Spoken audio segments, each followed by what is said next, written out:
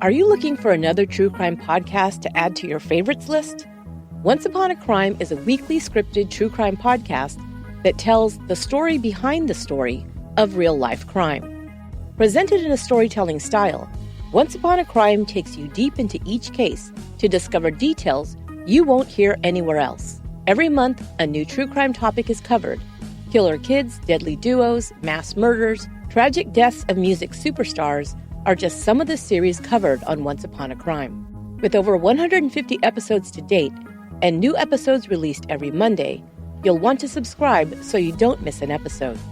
You can find Once Upon a Crime on Apple Podcasts, Spotify, Pandora, and all other podcast apps. This podcast may contain content that is graphic and disturbing in nature. Listener discretion is advised. A prominent 76-year-old preschool owner was named as the head of a child molestation ring in Manhattan Beach, Los Angeles. The accusations extended to her children and her grandchildren, who all worked in this family business. But was this family-owned preschool a front covering the most egregious child abuse scandal in American history? Or was this woman and her family members the victim of a modern-day witch hunt?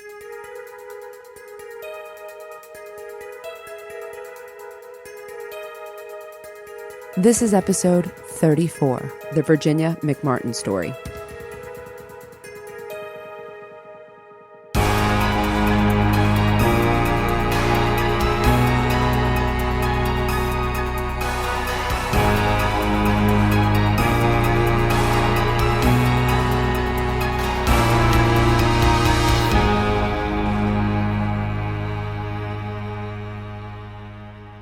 Hi, Amy. Hey, Meghan. How are you? Wonderful. How are you? I am great as always. Actually, that's not really true. I'm great, not as always. Do you know who Virginia McMartin is? I'm embarrassed to say I don't know this case. You will know it. You just don't know her name as a single. Got it. Let me just say, I'm going to start out with Virginia McMartin, but this case is much bigger than just one woman. Okay. Although females are going to play the central role in this case. Virginia McMartin and her husband, Charlie McMartin, moved to Manhattan Beach in 1931 with their two children, Peggy and Glenn. Later, or shortly after, Charlie left Virginia reportedly for a younger woman in 1946, and Virginia went to work at a nursery before opening her own school in 1956. And this is the McMartin Preschool. And this was a premier school with an excellent reputation in the community. Virginia received accolades in the community. She even won an award for being essentially Woman of the Year in her city, and that was in the 1970s. She had a great reputation. Her school had a great reputation. Her family had a great reputation. Virginia's daughter, Peggy McMartin Bucky, and her children, Raymond and Peggy Ann Bucky, worked there as well. So this is a family enterprise. I watched the documentary, or one of the documentaries on this case, and everyone said if you wanted to go to the best preschool, you would go to McMartin. Let's talk about the initial allegations. There was a report. It came in from a mother of one of the children going to that preschool. Her name was Judy Johnson, and he was a 2.5 to 3-year-old boy. And she reported that Raymond Bucky, and this is the grandson, so she reported that 25-year-old Raymond Bucky had molested her then 3-year-old son. And this is a very serious allegation. It's the first one of its kind. Why does she think this? She went to a doctor, and this is one of those things where there's somewhat conflicting information. But she took her child to a doctor because he had like a rash on his backside and he was having some, as I understand it, like anal or rectal bleeding. Now, I don't know. I think there's a number of conditions that could cause that, but I believe it was her doctor who first said, I think he's been sodomized. And so that prompted the call. The police investigated. They jumped to right away, but they also did something that would be very damning or would have dire consequences. What they did was they sent a letter to all of the parents at the McMartin school, asking them to speak to their children about possible molestation. But they said, don't worry, it's probably, nothing. And these are all younger than 5 or 6. They're all preschool kids. And they're sending it to, parents in one of the most prestigious schools saying, we just want to find out if your kids were molested, but don't worry. I'm sure that did not go over well. I mean, right away, it scared the community immediately. The police arrested Ray Bucky, in fact, in September 1983, and that's when this case began. But they released him shortly from jail because they didn't have any evidence to push forward with the allegations. They had the doctor's exam, but as we know, that could have been construed in a couple of different ways. What happened, though? I mean, the parents got in an uproar pretty quickly, and within 2 months, the school closed as many parents just began taking their kids out of the school and as the allegations were growing. Obviously, we don't know how many allegations would have come forward independent of sending this letter, which probably created a mass hysteria. Was the purpose of the letter for parents to ask their children? It was, but regardless, it planted the seed that there was molesting, and then parents are asking them and telling them about molestation. Yeah, they don't know what it is, yeah. Okay, so that's the initial allegations. Let's move on to the investigation that began to take place. Child psychologist Key McFarlane interviewed most of the children using a technique with puppets, and she began reporting that a lot of children were molested. She was using anatomically correct puppets, and she was using them to point to the places where, children might have been molested and touched, and she called them things like yucky stuff done to me there, and it was new at the time, even using anatomically correct puppets. I read, actually, afterwards, I've read that that's been criticized and heralded in some ways for using, the proper anatomy. But the puppets did, she also had these puppets, and I'm not sure it was the same one, but they did, she would talk through them and say things through them, like, well, Jimmy, are you lying? Or, so they were almost like, it's not the use of the puppets, it's the way she interviewed them that later on would become problematic. She was from Children's Institute International, and that was an organization that dealt with abuse of children. It was, a reputable organization. The children were also seeing Astrid Hager, and she was a pediatrician who was in charge of examining the children and documenting these examinations with photographs. And Hager concluded that a lot of these children were being molested. Hager said, and again, this is controversial, I'll get into it at the trial, but I'm going to say that she saw some abrasions or other marks that she said looked like a penetrating blunt force trauma. I'm laying out the investigation and kind of the key players here. There was a male reporter, Wayne Satz. He was dating Key McFarlane at the time, who was that child psychologist. He began reporting these cases on the news regularly. Now, this was a problem, and this was wrong because this had not gone to court yet. This was in the investigative stage, and it was very inappropriate then of McFarlane to provide this information. And he also reported allegations that were hard to believe, such as Ray Bucky had possessed guns and brandished them and threatened them in front of the children at the preschool. And the numbers that Key McFarlane was reporting were just escalating into the hundreds. But Key also reported that the children said other employees were involved. And here's where it goes from Ray Bucky to the other teachers. This is important. Key McFarlane was the one who said that other people were involved. She said she had this epiphany based on what one of the other students said. And I don't know if he said this happened in a room where maybe another, teacher was there, or, oh, of course those other teachers were around. But she had the epiphany, and she's the one who reported to the police that there were other people. The allegations then started to snowball, and the district attorney announced that there were satanic elements to these crimes. And the district attorney announced that small animals were slaughtered to scare the children. So these allegations... Do they have any proof of any of this other than the allegations? It's a great question. We're going to come to that. But not really, Amy, is the answer. And understand, I think, that, these allegations go from one incident of possible molestation, which is serious, and don't get me wrong, but they've snowballed into the hundreds. And now we're talking about satanic rituals. Key McFarlane reported that these kids were playing types of, weird, naked, ritualistic games. There were reports that there were tunnels under the McMartin school where they would bring them from rooms to room where multiple employees were molesting or abusing these children. So the reports just escalated. Enter defense attorney Danny Davis. He came in as a young, zealous defense attorney, and he was going to represent Ray Bucky and other family members. And Danny Davis wanted to bring Ray Bucky in and surrender him. He knew that he was going to be arrested again, but the DA made a big show of bringing the media to the Bucky home and arresting the entire family in front of the cameras. Ray Bucky, his mother, Peggy Bucky, his grandmother, Virginia McMartin, and his sister, Peggy Ann, and 3 other teachers were arrested. So this is a total of 7 people arrested for numerous allegations of child abuse. This was at a time there was a campaign for the new DA position. So this guy, Robert Philibosian, he was the interim DA, and he was making a push for this position. So Danny Davis started saying, this is obviously a tactic, He obviously wanted to look good. And now they had the bail hearings. I'm always fascinated. I'm totally fascinated with bail hearings because this is one of my areas of research. Bail was supposed to be used in order to ensure that a defendant would return to court. There's a presumption of innocence.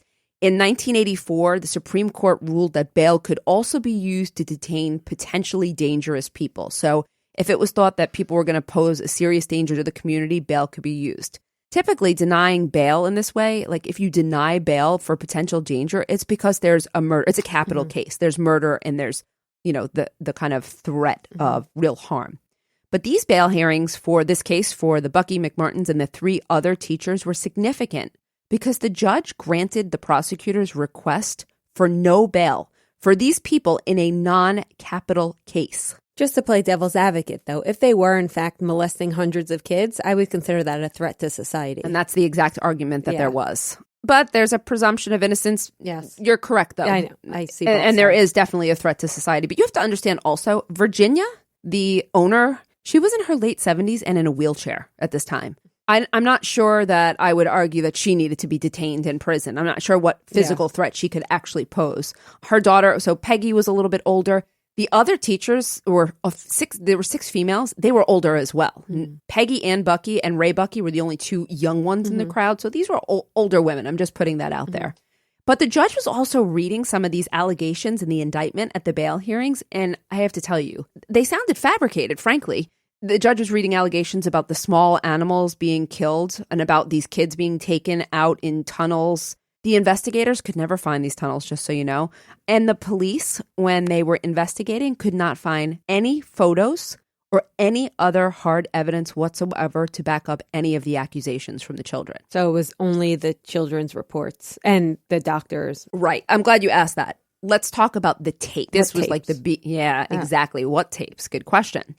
The significant piece of evidence was, the accusations made by the children. And it was Key McFarland who interviewed all of them, but she videotaped them. She videotaped all the interviews. I think that she had videotaped them because she was really proud of her methodology, but I don't think she thought that these tapes would ever be used in the court. I think she thought she'd report the findings and they would... So she was using it for personal, just... I think so, yeah. Keep track of things. Or maybe even as an example in her field, because this was sort of a new technique she was using, and I think she thought maybe this was worthy of showing to colleagues as well.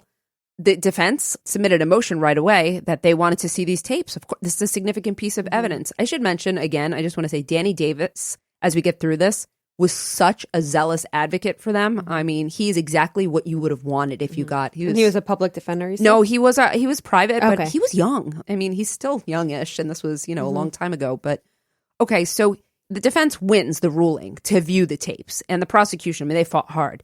And the ruling was sort of complicated. It was like, yes, you can view them, but you can't take them, but we'll arrange a place. I mean, it sounded complicated when they explained it, but I thought, well, that's probably, they're not going to let them take the tapes. But what the tapes revealed was really shocking. Shocking in that they were favorable to the defense. How, you might ask, Amy? Yeah, I was waiting. The children were telling very different stories in different sessions with Key and her staff. And what they showed was that Key, it was mostly Key, but it was also a couple of her staff members. They were asking very leading questions. You knew that was coming, right? I was going to ask, were they leading? Yeah. Not only were they asking like extremely leading questions, but if the children didn't give the answers that they wanted, they would act very disappointed. And the tapes showed that they would say things like, for example, well, Chrissy told us that you all played naked games, all right? And the kid would say, I don't remember that. And Key would say, well, you must be stupid then. What? No. I'm not even kidding you. There was one where she called a girl like, you must be dumb then. Are you saying that this person is smarter than you, is what she said. And then, of course, what's the child's response going to be? Well, no, I'm smart too, right? So I can remember this. It was just this repetition of questions in this nature. Well, why can't you remember this? So-and-so said this happened. Are they better than you? Do they have a better memory than you? So it was making the children feel bad if they weren't providing a story that was consistent with what Key had already formed. So they formed a conclusion and then tried to collect all the facts around it to support that hypothesis. So the questions were misleading. They were leading and misleading, suggestive. And by the way, Key, it turns out, wasn't even a licensed therapist at the time. She was a social worker. So all of a sudden it was like, whoa. She became well known, like I said, for using these anatomically correct dolls with children, but it was the problem of the coercive interviewing techniques that were used. I mean, the defense thought this was like striking gold, though. They were like saying, we thought we had the winning ticket here. All they showed was that these kids, nobody put together a coherent story without being coached into it. So what happens next is the question.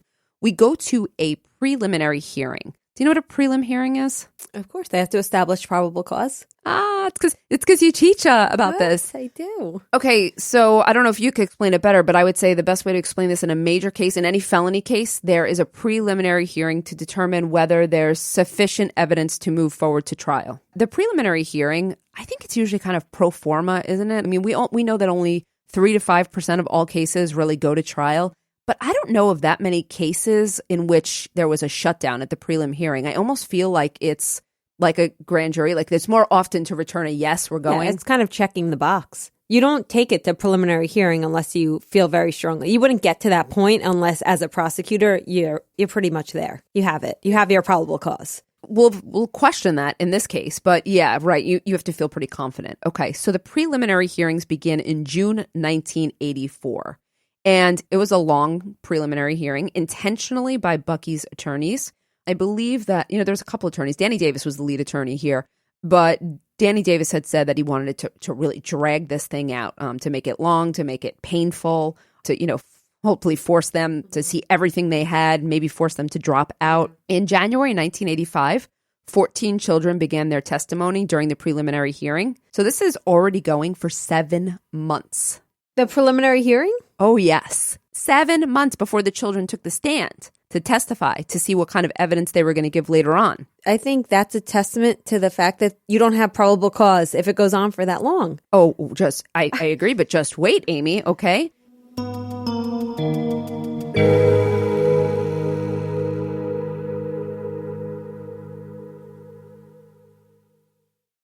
For many of us, the holidays will look different this year. Family and friend reunions might not be the same, but that should not stop us from feeling close. That's why I'm giving my loved ones the most meaningful gift this year, a chance to tell their story and share their memories using Storyworth. Storyworth is an online service that helps your loved ones share stories through thought-provoking questions about their memories and their personal thoughts.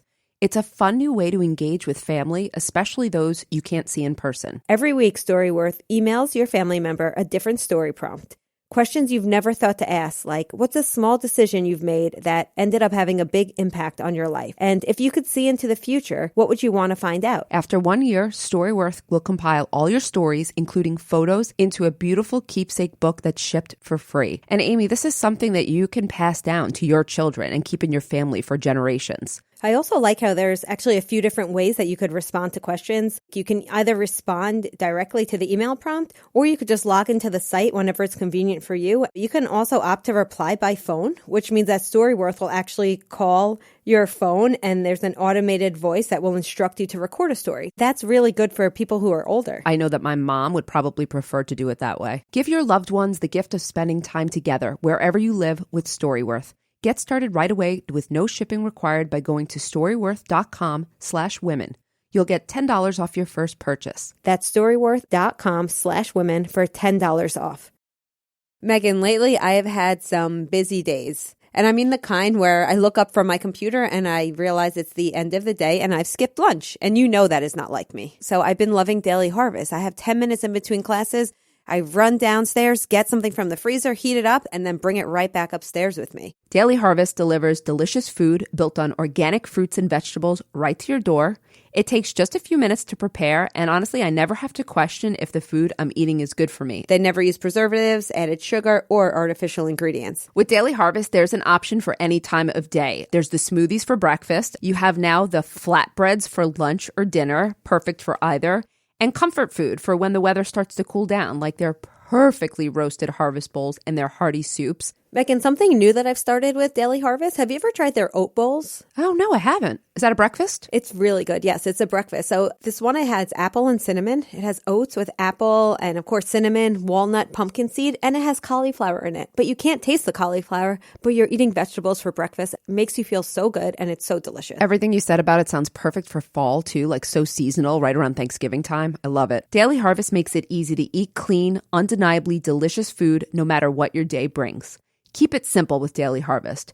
Go to dailyharvest.com and enter promo code WOMEN to get $25 off your first box. That's promo code WOMEN, WOMEN, for $25 off your first box at dailyharvest.com. dailyharvest.com.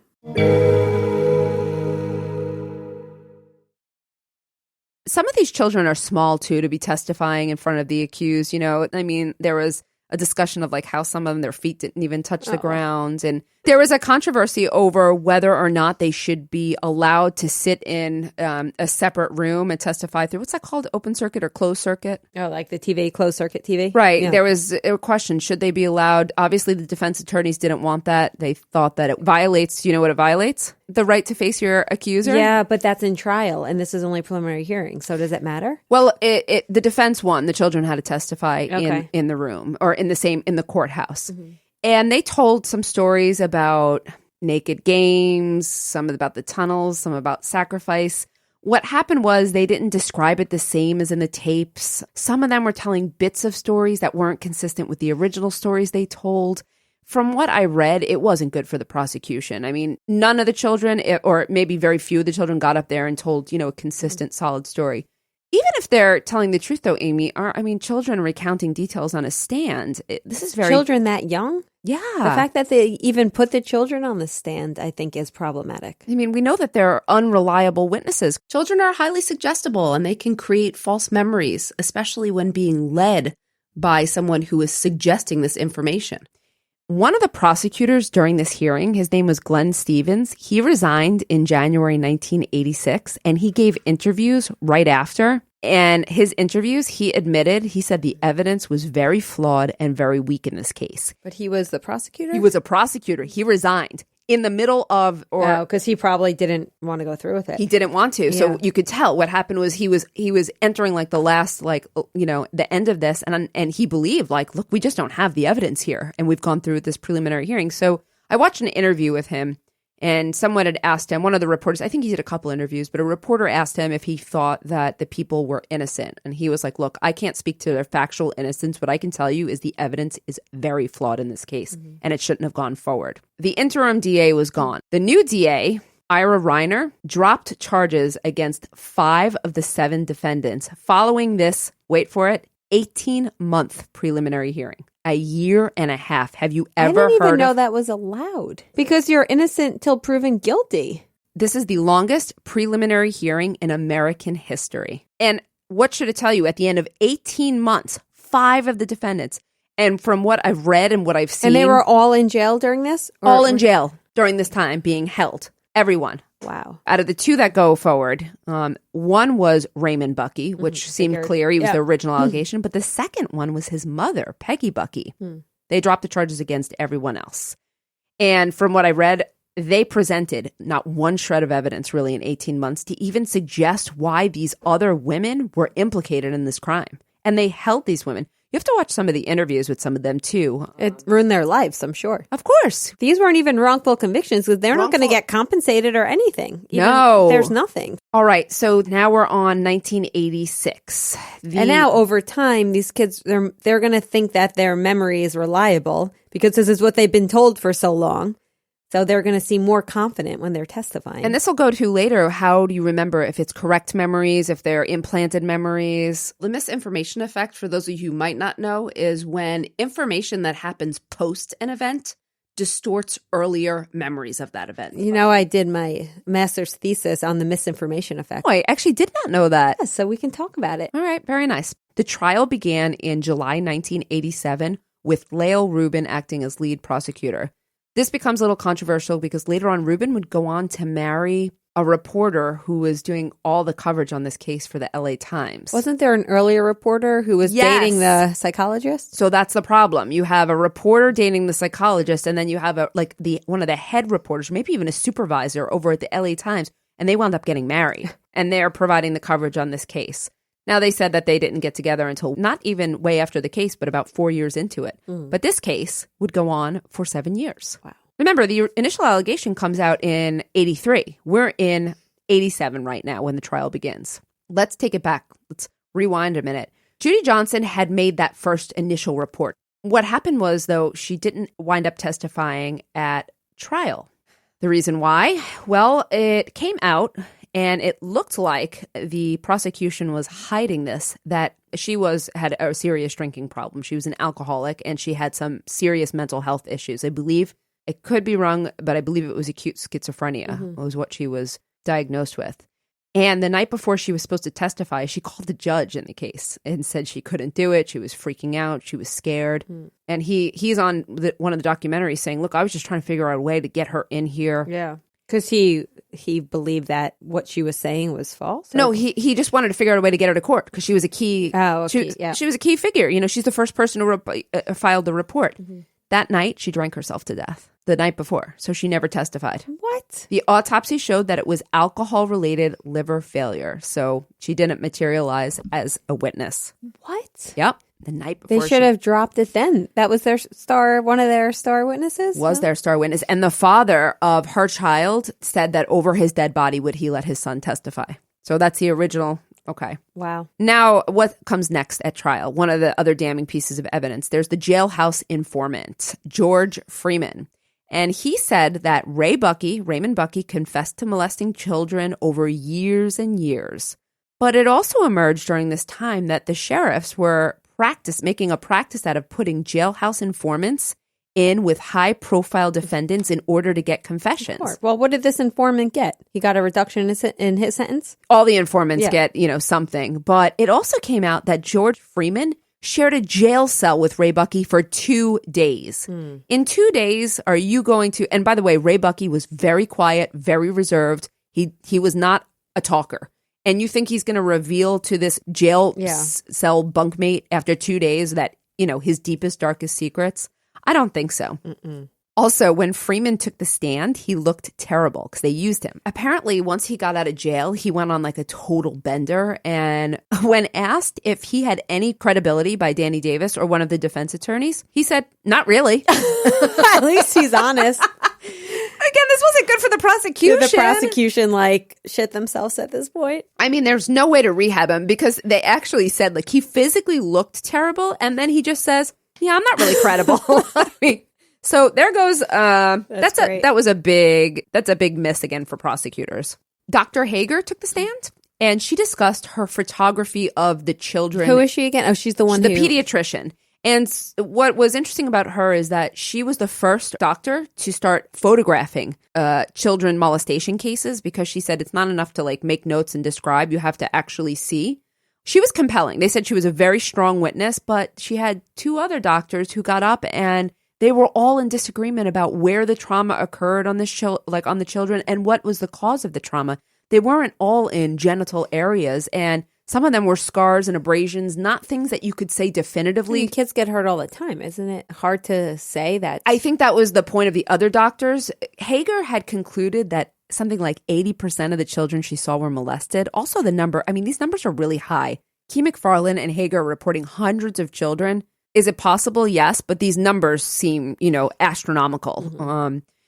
She was definitely a very credible witness, and she's still very credible. And she invented this technique which has been used. She's heralded as taking the photos. Photographs, yeah. She was really the first to begin. I could see there being issues with that as well, though, because it's child pornography in a way. If you think about it, it kind of is, yeah. But it was evidence documenting the trauma. But you're right, that could be considered that. Ray Buckey and Peggy Buckey, they testified in their own defense. They did well, but they also made issues out of things that, in a way to almost dirty them up. There was really nothing on Peggy, but with Ray Buckey, they asked him questions. A whole line of questioning about the adult pornography he possessed to make him look like a pervert. He was a 25-year-old man, and it wasn't child pornography. It was adult. They also asked him, isn't it true? It's been reported that you don't always wear underwear. Things that were really on the periphery. Poor guy. Yeah. Assuming he didn't do it, poor guy. If he did it, then no. These things were outside the periphery. They were just meant to, make him look sort of perverted, I would say. After 3 years, almost 3 years, the jury began deliberations. Wow. Can you imagine being on a jury for 3 years? No, of course not. In 1990, Peggy and Ray Bucky were found not guilty of most of the charges against them. The jury on a couple of charges, it was a hung jury. But not I'm assuming not the top charges of child molestation. They were hung on some of the molestations because remember there was also different children and different accusations. So they hung on some of them, but to be honest, they found them not guilty on most of the charges. But afterwards, there were some very angry protests by the McMartin, the families, and they hired attorneys to gain access to the McMartin school, which was closed down. As a matter of fact, I think Danny Davis owned it, the lawyer, because I think that's how they paid him with the property. So the parents, they hired investigators to go over and dig and try to find those tunnels. I'm assuming that the majority of people were supportive of the accusers, not the family. Yes. Okay. Yes, initially. And for quite some time until the tides changed, but that wouldn't come until much later. Yeah, most people were supportive of the family. I'm dying to know how and when the tides changed. Well, we can't get there yet because there was a second trial. And just on two, Peggy and... Yes, but you might ask, isn't that double jeopardy? But the jury was hung on some of the charges, which means that they can be retried again. And Ira Reiner decided to retry the case. That's very rare. Prosecutors usually will not retry after a hung jury. I don't know. I've seen it mixed, actually. But in this case, because there was, 5 defendants dismissed and so many charges that were gone, and you have this original witness who died, and you have, it exposed that Key McFarland's techniques were bad, you would think he wouldn't have pressed on. But there was political pressure. Remember, he's the DA. He decided to retry the case with Pamela Bozanich as the lead prosecuting attorney. Things got a little interesting here. So I watched a documentary. Danny Davis, who stuck with Peggy and Ray Bucky, tried to engage Pamela with plea bargain discussions. Mm-hmm. But why? So Raymond and Peggy were considering a plea? No. Oh. And Danny Davis claims that he told them, we're not going to take a plea, but I'm going to engage them. And then guess what happened after? It leaked to the press that they were engaged in plea bargaining discussions. And that did not look good for Reiner and for the prosecution because they were asked, did you ever offer a plea? And they said no. And they said, we have tape that you actually did. You engaged in plea discussions. So you just lied to the public about it now. And so Danny Davis says, well, I didn't leak the tape, but, I don't think it didn't look good for the prosecution. Okay. So they clearly didn't leak it. By the way, side note, Reiner lost the election, but Bozanich went forward with the case. She went with just a few victims, a few experts, and after 3 months, in 1990, the prosecution rested. So this was a much more succinct case. Ray Bucky again took the stand in his own defense. So what do you think happened after this trial? Not guilty. This trial resulted in another hung jury.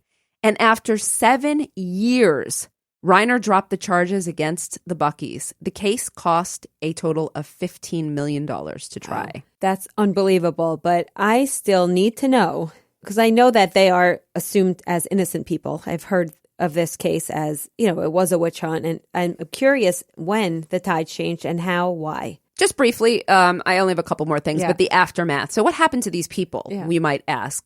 And I'll tell you that it's very quiet on most of what happened to them after. But I can tell you that it was Peggy Ann, like the granddaughter, and someone else, I believe maybe her mother. They sued one of their accusers and they won a civil suit and the judge awarded them $1. What? The judge said, yes, you were right, or yes, we believe your suit was correct, but we don't actually believe this damaged your long-term reputation. Wow. $1 is all they ever were awarded. This were only 2 defendants. That's I know. Bullshit. That's such a dick move. Why even? Yeah, I agree. The other members, Ray Bucky went on to go to law school, and eventually he changed his name, which can't blame him, and relocated with his wife and son somewhere. Oh, good for him. Yes, assuming he's innocent, good for him. Assuming he's innocent, you're correct, and we can talk about that. Virginia McMartin died at age 88 after a series of strokes. It was about 5 years after all this ended. She was older, and she was in declining health, and I'm sure this didn't help.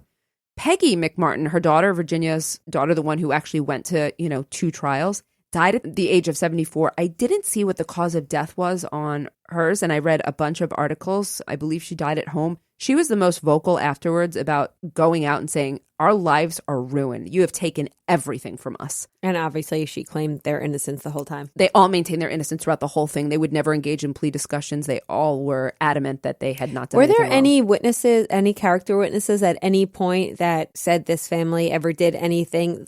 There any history of acting in a certain way? No. This all rested on? Yes. I don't even believe any of these people. I could be wrong, but I don't believe any of them had any criminal history. I think these were all, upstanding citizens. Peggy Ann Bucky applied for and got her teaching credentials back, and she actually resumed her career, which I was glad because she was a young woman. Key McFarland's techniques were criticized, but she stood by her findings, claiming that she was naive about the investigation, that it was up to the police to... Does she now also believe that they are in fact innocent? No, she stood by her findings. Oh, she did. Okay. Yep, she always did, even though she was criticized, and she went on with her career.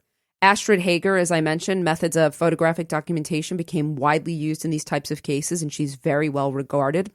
Some of the former students, there's a couple that still claim they were molested, while others have openly admitted that they never were. Some have admitted that they knew it was a lie that they were telling, but they were pressured to tell it and felt coerced. It would be very difficult, Amy, at this point to know what actually happened, if anything. It's possible that one or two students were molested. I just don't know. But it's also possible, as you know, that they now believe they were molested. And it's also possible that they were molested, but maybe by someone else. And these were just the people who unfortunately took the brunt of it. It's really hard to know the final conclusions. I can tell you that a lot of them have recanted as adults. Why did this happen, and when did the tides change? Well, this is around the Satanic Panic time in the 1980s. There were other similar trials like these in which they were very high profile. Why in the 1980s, though? Why the Satanic Panic then? Well, people feel that it was really a backlash against the sexual and cultural revolution that was the 1960s and 70s. In the 1980s, as we always teach our classes, politics turned more conservative, and the focus was being tough on crimes, drugs, deviant behavior. So this was definitely a backlash to the open sexuality, for sure, the 60s and 70s, and the conservative nature of the 1980s. In one article I also read, and I agree, that this was also a heightened fear of possible homophobia linked to the AIDS epidemic. That makes total sense. I think both of these, I think the combination of these factors became like the perfect storm. Yes. When did it change for the McMartins? Well, when you read now, most of what I read, I would say post late 1990s, was favorable to them. It was when researchers and other people began looking at the Satanic Panic for what it was and started, the revelation came that many of these cases might have been wrongful accusations. This goes along with the West Memphis 3, doesn't it? Yeah, I kept thinking about the West Memphis 3. The West Memphis 3 involved the brutal murders of 3 8-year-old boys in the small conservative town of West Memphis, Arkansas. And the suspects that were brought forward were teenagers who were kind of on the outskirts. They were kind of those who were, not the most reputable. And one of them was really into the study of Wicca and dressed in black. So he was viewed as an outsider. And this whole idea of Wicca led to Satanism, led to the Satanic Panic. And that's how this relates. And I was also going to say the timing goes along with when DNA started exonerating people in the 90s. And I think people, along with DNA exonerations, came people starting to question different practices. And there was a lot on, child suggestibility around that time. The Satanic Panic and the West Memphis 3 was definitely... what year was that in? It was really, I would say it was really in the late 1990s that the tides began to turn. And most of what I have read from the 2000s on is really an examination of the wrongful accusations of the Bucky family and of the 3 other teachers. It's hard to know. I feel bad because throughout this whole episode, I found myself commenting as if it was wrongful accusations. So I do feel bad in a sense that if they were rightful accusations, then, there's no way to know. We could just say based on what we know, I would lean more towards the fact that these were just wrongful accusations. But at the end of the day, we don't know. No, at the end of the day, we can't be conclusive. However, I do think this case is illustrative of bad practices, coercing young witnesses who are not, that was not the type of investigation that should have been conducted. It was clearly biased. It is possible that there were some real victims here, but we won't know because of the flawed practices. And it certainly seems that they were overzealous in the number of people they brought to trial and the number of allegations. And if I had to guess, I'm going to bet Virginia McMartin and some of those other people were innocent and wrongfully accused here. I'm glad that we have more awareness on this topic, and I'm glad that in reflection we can look back and recognize that this was, in some ways, a modern-day witch hunt. I agree, Meghan. Thank you so much for bringing us this case. Thanks so much, everyone. We'll catch you next time on Women in Crime. Women in Crime is written and hosted by Meghan Sachs and Amy Shlosberg. Our producer and editor is James Varga. Our music is composed by Desert Media. If you enjoy the show, you can get access to ad-free episodes, exclusive AMAs, and other bonus content for a small monthly contribution through Patreon. To find out more, visit patreon.com/womenincrime.